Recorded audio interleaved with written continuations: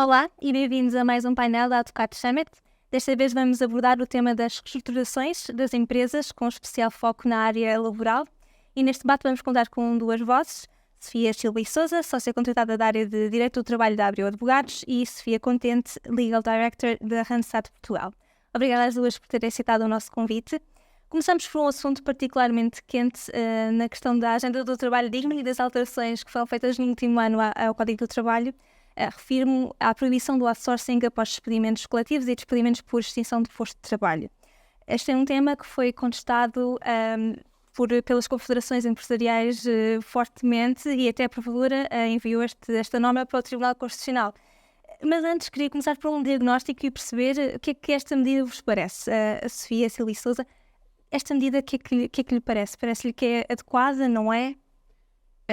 Na minha opinião, não é uma medida adequada. Foi uma das medidas introduzidas recentemente, que produziram efeitos a partir de maio do ano passado, que não agradou nem a empregadores nem a trabalhadores, e isso é um sinal, é uma indicação que algo não está bem.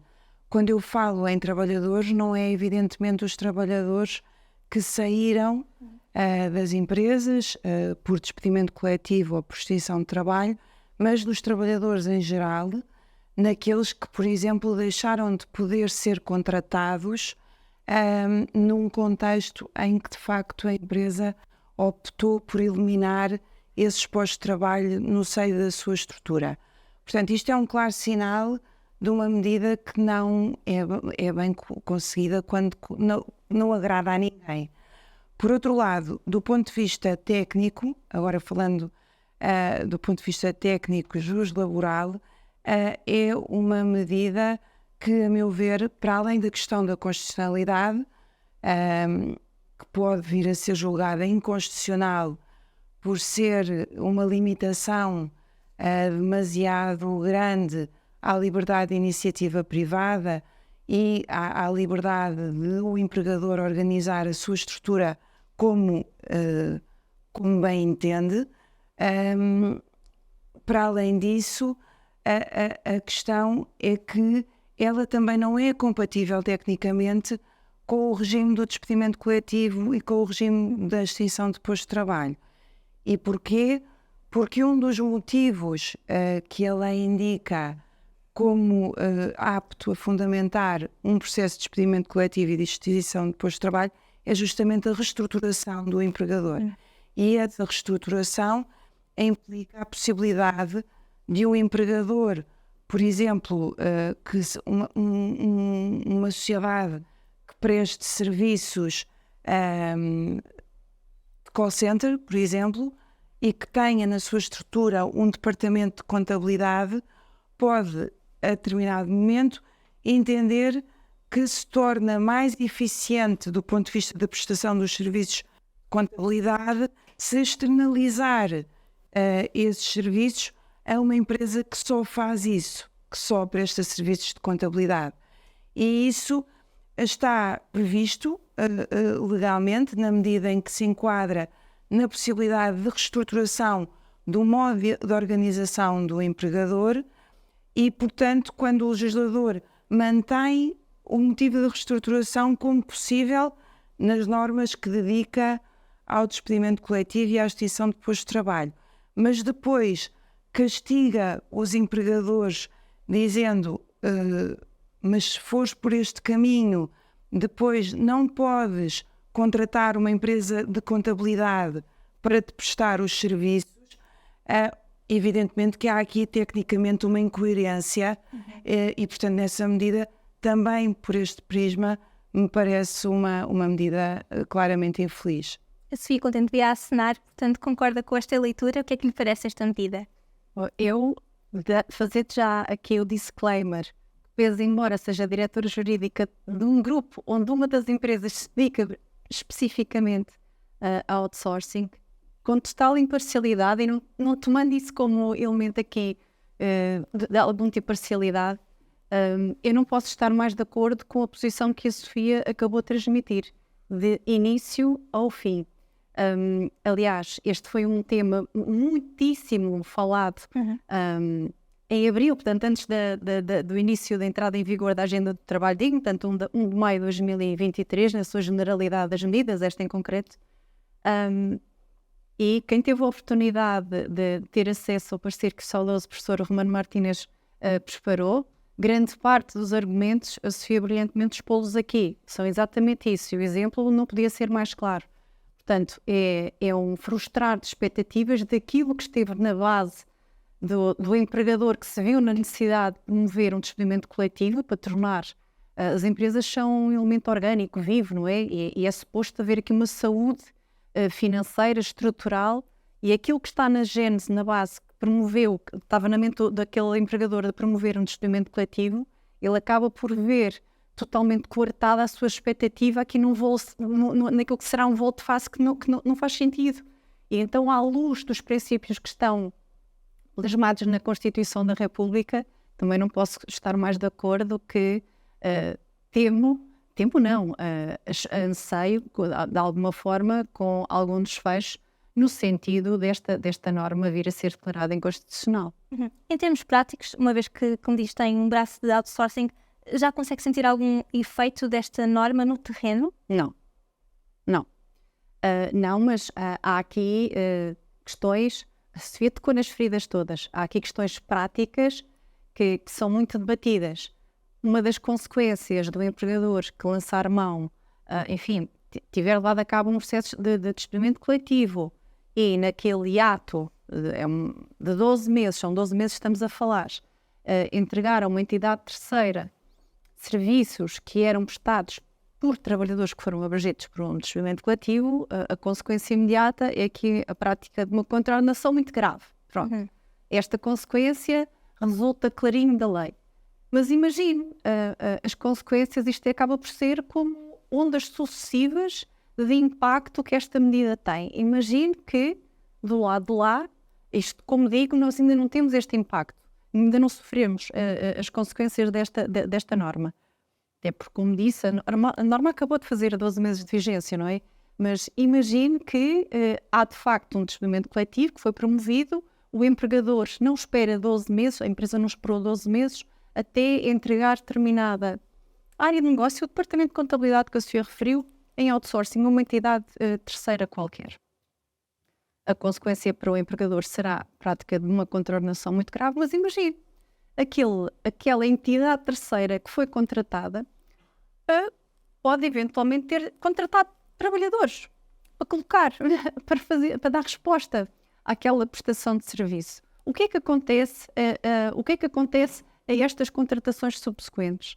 O que é que acontece ao contrato de prestação de serviços que foi celebrado com a empresa que foi contratada? Portanto, há aqui uma série de efeitos colaterais, digamos assim, que também não creio que devam ser descurados e no limite são novos postos de trabalho que também acabam de ficar aqui postos em causa.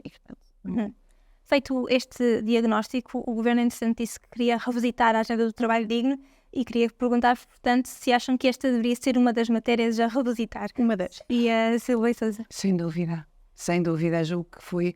Eu queria só acrescentar um ponto, que, enfim, é um preciosismo mais laboralista em sentido estrito, mas que já agora queria aproveitar para partilhar convosco.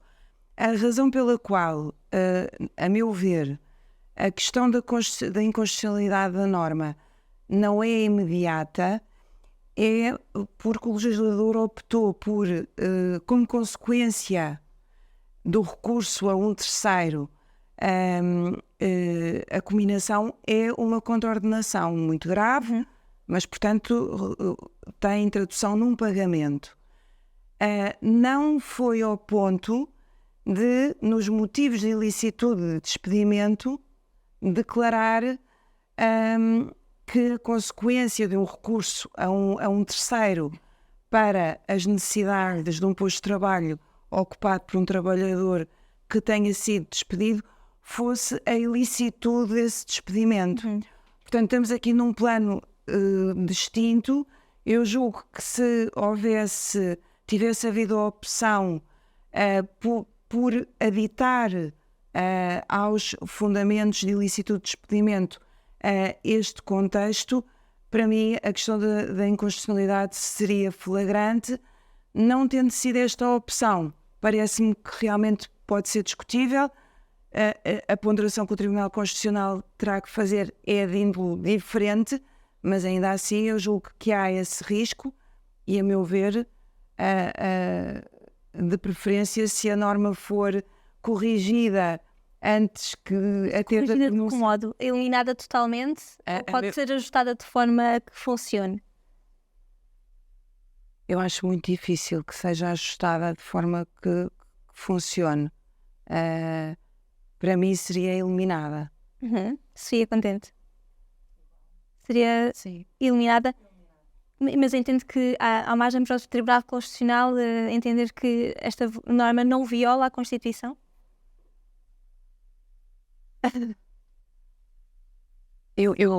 Pois. A Sofia contente?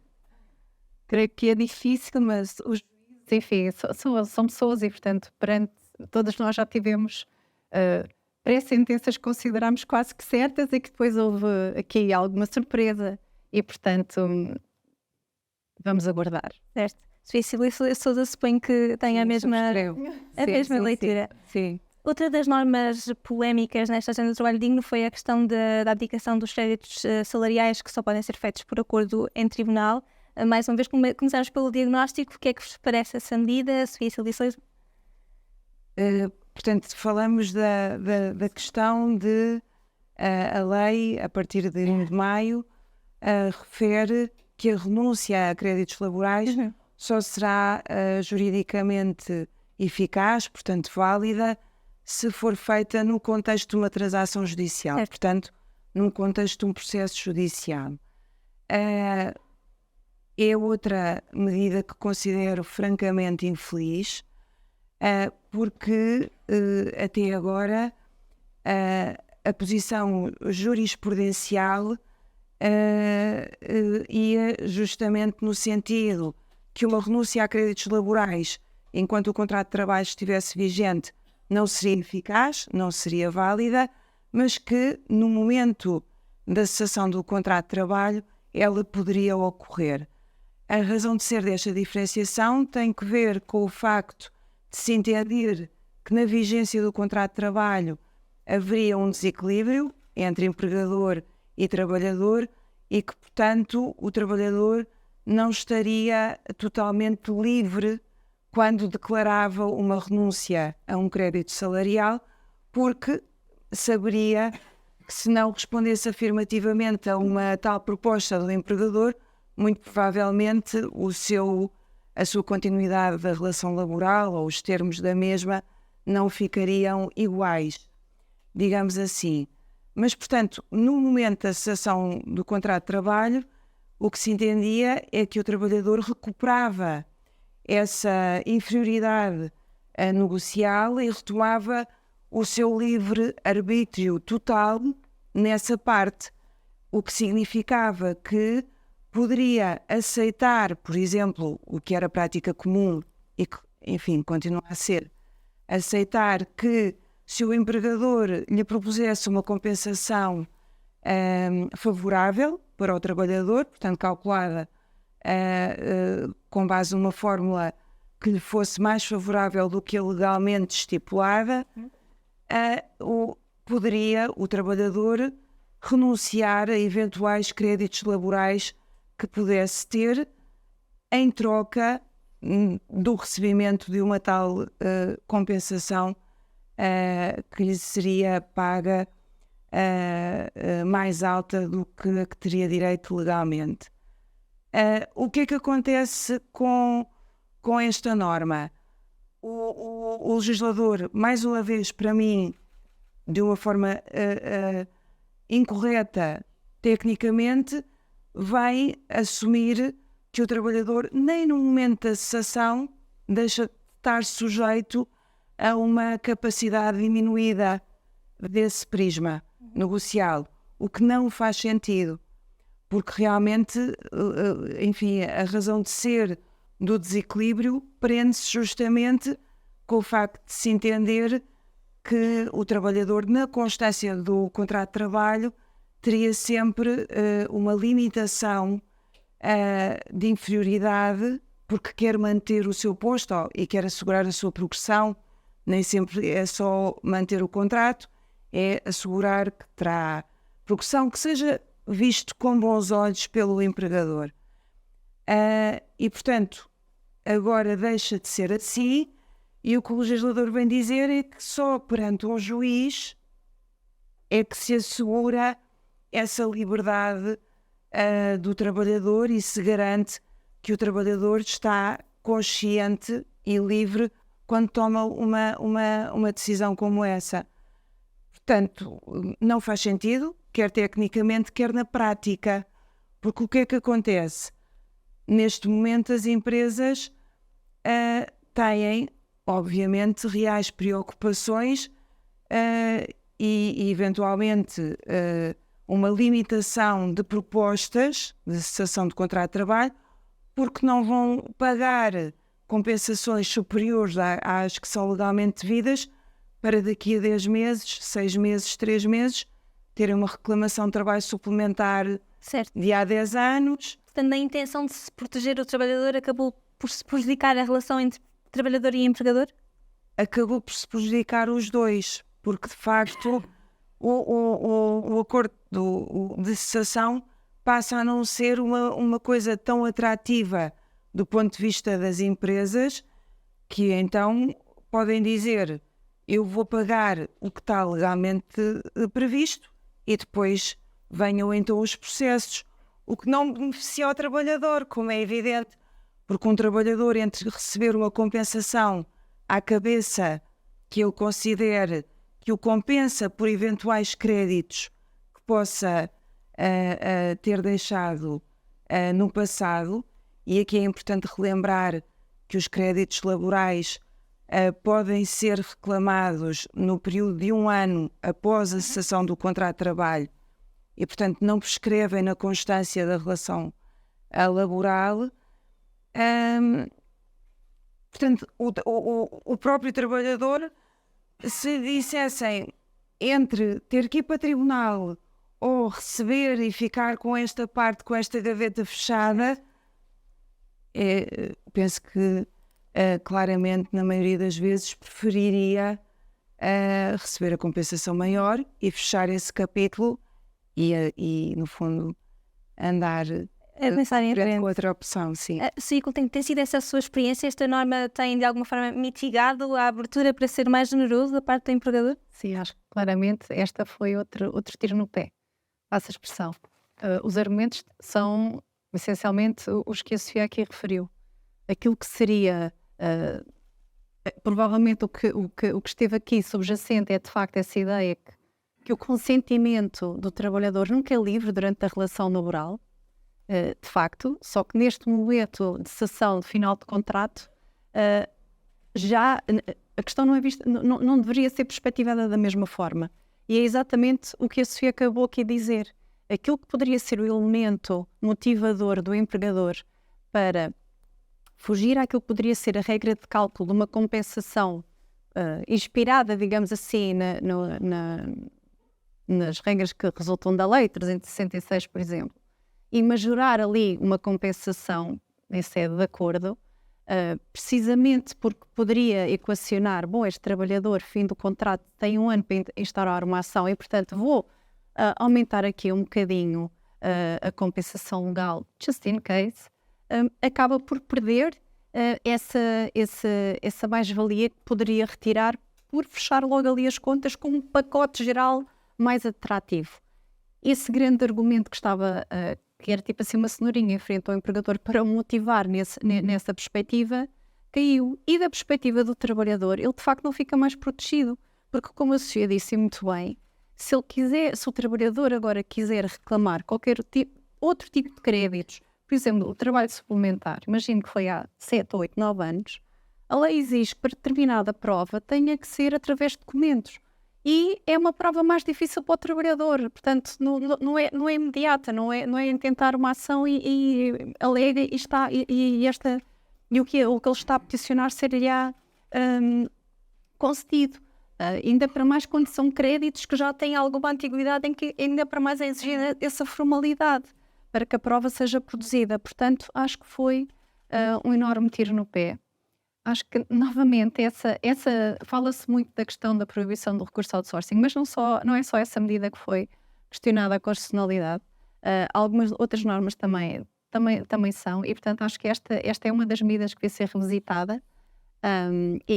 Mas acha que esta medida tem potencial de estar também a violar a Constituição? Não. Mas Só deve ser revisitada em que sentido, então? no sentido de voltar a ser possível, Nada? certo, que exista uma cláusula de remissão abdicativa. Hoje em dia, naturalmente, que todos os acordos têm uma quitação, mas a quitação no sentido que o trabalhador diz que efetivamente recebeu aquele valor, aqueles créditos, mas a remissão abdicativa, se constar naquele acordo, tem validade como se não tivesse escrita, não é? É como se não estivesse lá. E a expectativa é que seja revisitada e que seja eliminada qualquer tipo de proibição, uma remissão abdicativa. Portanto, mais uma vez, a revisitar-se a agenda de trabalho digno, esta deveria ser uma matéria a não esquecer nessa revisitação. Claramente a favor do trabalhador e do empregador. Certo. E só acrescentar, e aqui ainda a favor também dos tribunais, porque aumenta a litigância. do ponto de vista prático, essa norma tem como consequência direta que o trabalhador tenha que ir a tribunal reclamar créditos, ou que as partes tenham que ir a tribunal para que a transação judicial e a validade plena da remissão abdicativa produza efeitos.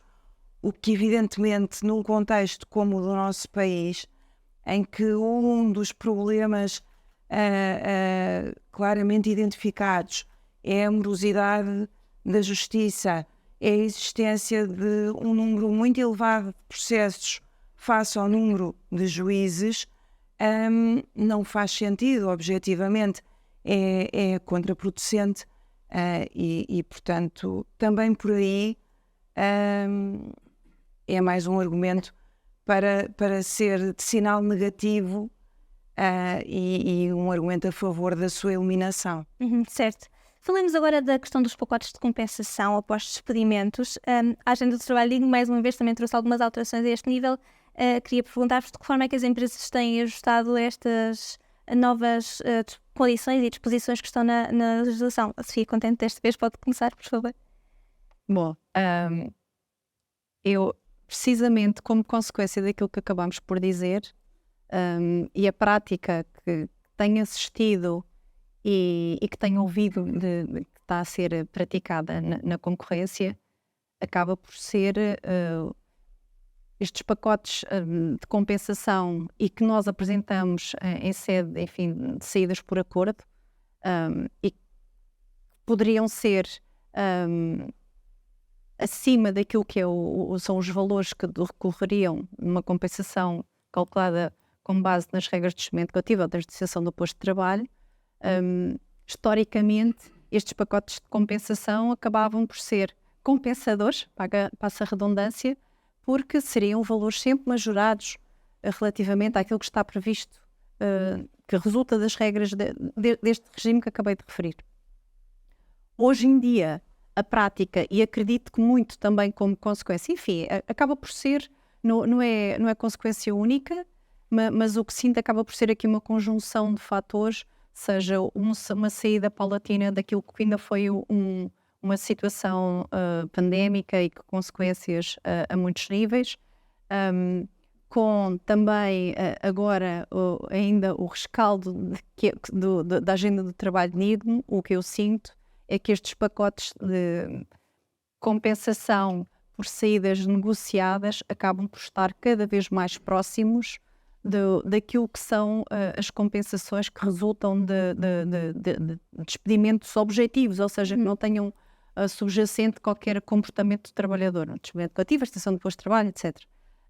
É essa a prática que eu ando a observar e que eu tenho sentido que o mercado está a acompanhar. Longe vão os tempos onde negociar uma saída estávamos sempre a falar em compensações na ordem dos 2 meses, 3 meses de vencimento por cada ano de antiguidade.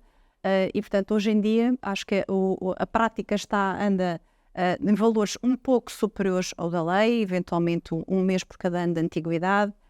Quem tem empresas que têm benefícios como a atribuição de seguro de saúde, pode eventualmente, é um dos benefícios que nós costumamos assegurar, é a manutenção do seguro de saúde durante X tempo, e por aí. E acredito que o refriar daquilo que poderia ser um pacote de compensação mais atrativo acabou por ficar diretamente impactado, muito concretamente, com esta questão da remissão medicativa. Sofia Silva Sousa, esta questão dos pacotes de compensação, de que modo é que as empresas então se têm ajustado? Eu, em complemento do que a Sofia referiu, que também é a minha experiência, há um ponto que no fundo resulta claro da revisão, e que foi uma nova mexida na fórmula de cálculo das compensações. Neste momento, desde maio, para um contrato por tempo indeterminado, peço desculpa, passa a ser contabilizado a partir de maio uma referência de 14 dias por ano. Até esse momento era 12 dias por ano. Sendo certo que para contratos formalizados antes de outubro de 2013 era um outro regime o aplicável. Portanto, o legislador fez uma nova alteração em termos das normas de cálculo, que tem 2 impactos. Primeiro, torna-nos malabaristas. Sim. Malabaristas de regimes. Eu não sei, devemos ser o único país europeu, peço desculpa, em que as regras de cálculo são completamente diferentes de acordo com o momento da formalização do contrato, e que num espaço de tempo relativamente curto foram sucessivamente ajustadas e alteradas. Depois há um impacto direto, que é se há coisa que o mercado, do ponto de vista laboral e económico, devia ter, era estabilidade, para saber com o que se pode contar. Com estas sucessivas mexidas é impossível uma empresa que tivesse programado cessações de contratos há 1 ano não contava com uma nova alteração, como veio a suceder. E, portanto, também dessa perspectiva não ajuda ninguém, porque as empresas que pretendem investir em Portugal ficam mal impressionadas, porque pensarão, se neste prazo de um conjunto curto de 10 anos foram alteradas X vezes as regras de cálculo, não me inspira confiança, não é para investir. Os empregadores já existentes também ficam com a sensação que não sabem muito bem como planear o futuro. E isto não beneficia objetivamente nem o mercado laboral, nem a economia, e quando estas duas coisas não são beneficiadas, os trabalhadores, todos nós em geral, também não saímos beneficiados. Desse ponto de vista, a instabilidade laboral acaba por ser um desincentivo ao investimento estrangeiro e não só. Da minha perspectiva, sim. Certo, Sofia, concorda? Estava a dizer que torna-nos malabaristas. Sim, porque hoje em dia um empregador, e fazendo aqui a ponte um bocadinho com o que foi dito no painel anterior, um empregador hoje em dia, de facto, se não tiver assessorado, é muito complicado gerir a cessação, o momento da cessação de um contrato de trabalho, ainda para mais se for um trabalhador com alguma antiguidade. Porque, como a Sofia referiu, se nós olharmos, nós estamos em 2024, andarmos para trás 11 anos, portanto, estamos só em 2013, foi ontem, ou anteontem, não é? Nós temos que aplicar N regras de cálculo. O malabarista é neste sentido. O período transitório, a regra de cálculo transitório que nós temos que olhar para terminar determinada compensação de um trabalhador com 20 anos de casa, não é assim nada tão... Enfim, hoje em dia se calhar já é alguma coisa de extraordinário.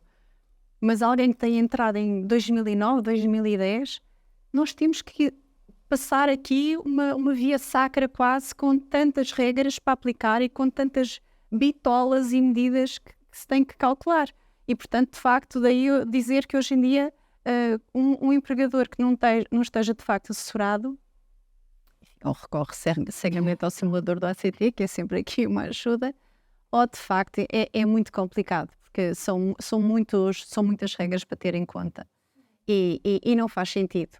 E passa aqui um bocadinho o comentário, se calhar um bocadinho provocador, mas também não me deixa de causar aqui alguma estranheza. Hoje em dia havia muito, ainda há poucos anos atrás, a ideia de que um trabalhador efetivo, digamos assim, era um trabalho para a vida e que o seu posto de trabalho estava assegurado durante, enfim, assim ele o quisesse. E que o contrato a termo era identificado como algo altamente precário. Hoje em dia não é assim. As próprias pessoas já não têm essa pretensão de fazer daquele posto de trabalho o seu trabalho para a vida. Há outra disposição, e se calhar ainda bem que assim o é. E a forma como também as próprias pessoas já olham para um contrato a termo já não é como um primeiro passo ou como algo de precário. E se olharmos hoje em dia, uma pessoa que seja contratada e pela experiência que tem da sua vida anterior profissional passada, seja logo admitido e seja um contrato sem termo, e se for envolvido num processo de despedimento coletivo, agora vai ter direito a uma compensação calculada com base em 14 dias por cada ano. E daí agora eu dizer, passo o comentário um bocadinho provocador, mas há aqui diferenciações que se calhar não me fazem muito sentido à luz do momento conjuntural, no momento em que vivemos.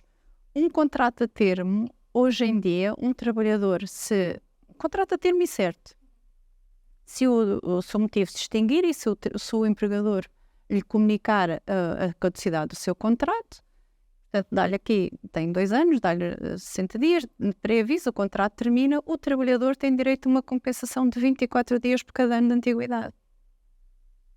Estamos a falar do mesmo, um trabalhador sem termo, se for incluído num processo de despedimento coletivo ou de uma extinção do posto de trabalho, com os mesmos 2 anos e 1 semana, só para fugir aqui sempre ao limite dos 2 anos, tem um pré-aviso.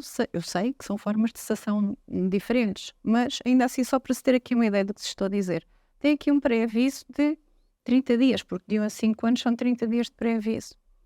E sendo dos novos, portanto, sendo agora de 2022, teria direito a uma compensação de 28 dias, versus o seu colega da mesma empresa que tinha um contrato a termo incerto e que recebe 48. Não foi num despedimento coletivo, claramente, porque é um contrato a termo, fica expurgado esse tipo de despedimento. Mas objetivamente não tinham as mesmas funções, podiam ser de áreas diferentes, mas só para ser aqui uma ideia que se calhar hoje em dia não me faz muito sentido existir este tipo de diferenciação. Até porque a perspectiva das pessoas e a forma como nós olhamos para os contratos mudou. Para o mercado, certo? Para o mercado mudou, e se calhar acho que também poderíamos começar a pensar em começar a puxar um bocadinho estes valores das compensações dos trabalhadores que foram francamente cortados no momento de troika, não é? E puxá-los e tentar, não digo torná-los totalmente equivalentes, mas começar a harmonizar e puxar um bocadinho mais para cima. Já que estamos a falar de reestruturações, queria ir também à questão do layoff, que foi uma grande medida durante a pandemia, mas hoje em dia também continua a ter algum impacto. Em novembro atingimos números recorde. E queria começar por perguntar se o modelo clássico que está no Código do Trabalho, não aquele extraordinário durante a pandemia, se está adaptado ao mercado hoje em dia como é, ou se era necessário reformulá-lo, revisitá-lo, talvez absorver algumas das lições da pandemia. Sofia, pode começar. Bom, eu acho que o famoso layoff simplificado, que levou aqui tantas versões, mas na sua genesinha, Decreto-Lei 10G de 2020, 26 de março, a memória não me atraiçoa, mais para a esquerda, mais para a direita, com aqui alguns ajustes, eu acho que foi o grande responsável por, e pode parecer que estou a ironizar, mas não estou, os despedimentos coletivos só terem duplicado de 2019 para 2020. Eu disse só porque de facto foi um ano totalmente atípico, sem qualquer comparação, e de facto foi só praticamente duplicar. E acho que o grande travão que fez com que este número não disparasse para números então incalculáveis foi o facto de se ter criado uma ferramenta tão expedita, um balão de oxigênio tão rápido que foi posto à disposição dos empregadores para, de alguma forma, ganharem aqui, é isso mesmo, um balão de oxigênio durante 1 mês, 2 meses, até 6 meses. E foi, de facto, a forma ágil como se pôde recorrer a ele que fez toda a diferença. Qual foi principalmente a grande diferença? Foi a forma como ele foi tratado, operacionalizado. Layoff simplificado versus layoff tradicional. No layoff tradicional, há todo, assim como o processo de extensão do posto de trabalho ou de despedimento coletivo, há aqui um conjunto de fases, uma comunicação inicial, há aqui um prazo. É moroso, é constituído por fases e só a posteriori é que então o layoff, ou seja, na modalidade da suspensão do contrato de trabalho, porque quando falamos de layoff falamos ou de redução do período normal de trabalho ou de suspensão do contrato de trabalho, só depois é que o trabalhador ficava então numa dessas duas circunstâncias, ou com redução do horário de trabalho ou com suspensão. Mas, quando se percorria estes passinhos todos e o trabalhador finalmente conseguia ficar em layoff, muitas vezes o delay que é preciso, o prazo que é preciso assegurar para que as formalidades sejam cumpridas, pode ser o suficiente para se perder o imediatismo que faça a diferença e pode ser o suficiente para a mais-valia que se retiraria, o propósito que se visa assegurar com o layoff, que é permitir, passado este momento mais complicado, é uma medida conservatória daqueles postos de trabalho, é isso que se visa, é conseguir manter aqueles postos de trabalho ali adiante. Essa foi a grande vantagem do layoff simplificado, porque operacionalizava-se, era o empregador que se autodeclarava, passa a expressão, estar numa situação de crise empresarial e preenchia um formulário relativamente simples e, a posteriori, é que a Segurança Social ia verificar, acredito que tê-lo-á feito de forma random, porque não acredito que tenha tido capacidade de resposta para verificar se de facto todos os pedidos de layoff simplificado que deram entrada cumpriam ou não os requisitos, mas de facto operacionalizou-se dessa forma. Eu, empregador, declaro-me numa situação de crise empresarial por paragem de determinar, porque eu estou numa situação de paragem ou porque tenho uma quebra acentuada de pelo menos 40% nos últimos 60 dias face ao meu período homólogo. Portanto, havia aqui duas situações, dois enquadramentos que era possível. E, a posteriori, a Segurança Social, os trabalhadores ficavam numa situação de layoff e, a posteriori, a Segurança Social iria então verificar, validar se a fundamentação, se de facto aquele empregador reunia ou não os pressupostos para quê? Para lhe ser atribuída o pagamento da compensação, porque é isto que depois, em termos práticos, acontece. E é essa a agilidade que acha que deve ser colocada no novo regime? Totalmente.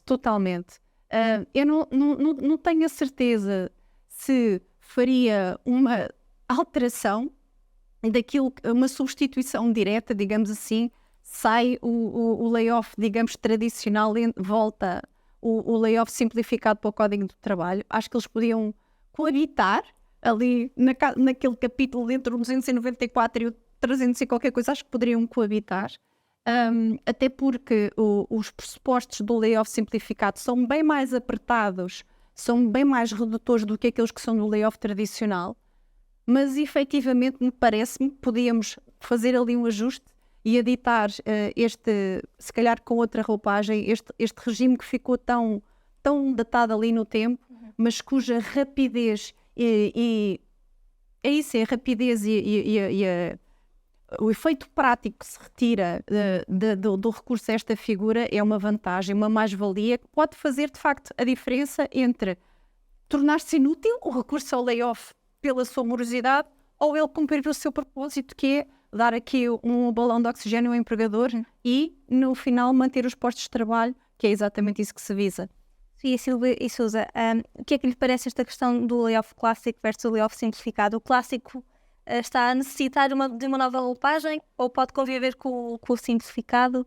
Sim, eu concordo que uma nova roupagem seria bem-vinda. É de facto um processo bastante burocrático, moroso e que, portanto, causa alguma entropia na rapidez que seria necessária, porque o layoff dirige-se a contextos em que as empresas estão em situação difícil.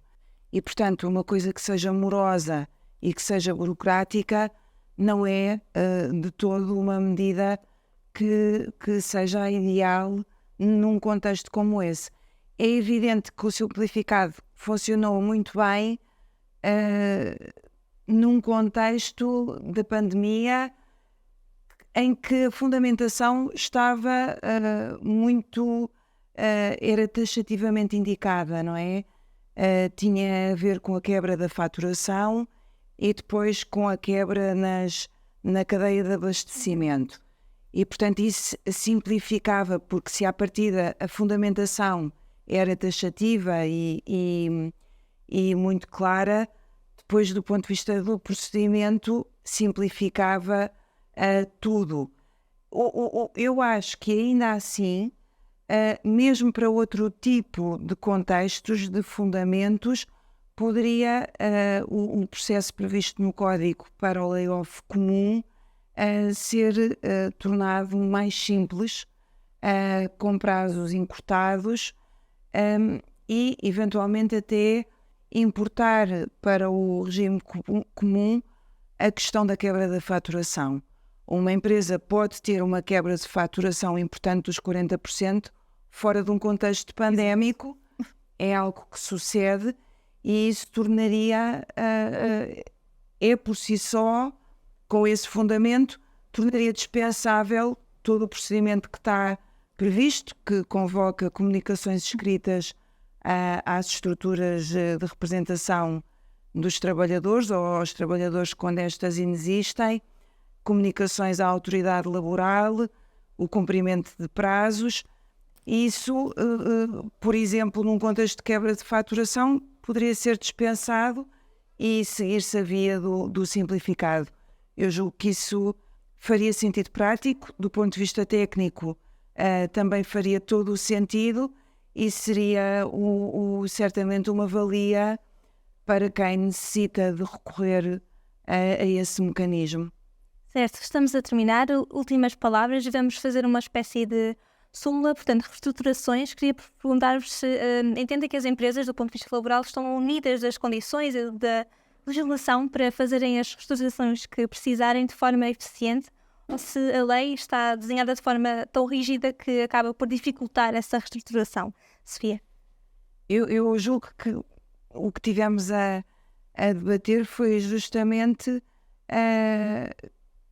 aspectos concretos que identificámos que não ajudam às reestruturações das empresas, que não ajudam aos trabalhadores também e que podem ser reavaliadas, no meu entender, devem ser repensadas, reavaliadas.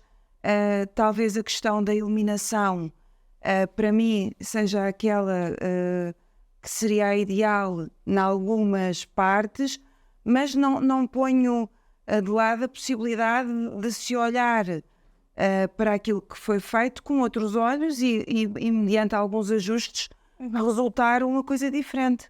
Certo. A Sofia, contenta mesmo. Pergunta uma espécie de súmula. As empresas têm ou não condições para fazer as reestruturações que precisam de forma eficiente? Eu acho que o nosso ordenamento jurídico tem soluções que dão resposta às empresas. As soluções, digamos assim, como conceito, creio que não são perfeitas porque pesam precisamente por excesso de formalismos e que se traduzem em morosidade. Mas as figuras jurídicas estão lá e, portanto, eu acho que temos os alicerces para que possamos trabalhar no sentido de introduzir alterações que afinem, desburocratizem, simplifiquem e assim possamos estar dotados de ferramentas ágeis que dão respostas a necessidades concretas das empresas, nomeadamente reestruturarem-se. Muito bem, muito obrigada às duas por esta conversa e obrigada a quem nos acompanhou. Até à próxima. Obrigada.